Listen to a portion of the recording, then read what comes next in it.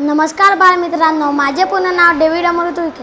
मी इयत्ता 7वी मध्ये शिकत आहे। माझ्या शाळेचे नाव जिल्हा परिषद उच्च प्राथमिक शाळा वायगाव।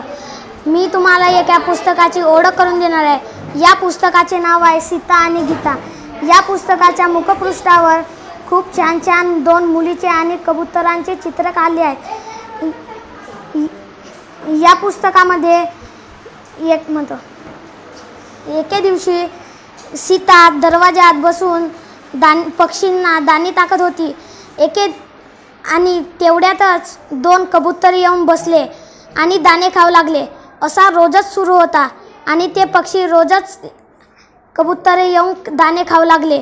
आणि काही दिवसात ते एका खोलीमध्ये आपले घरट बांधले आणि सीताला ते दिसले। सीता आपल्या बहिणीला घेऊन गीताला तिथे पाहायला गेली। तिच्यामध्ये एक अंडा होता।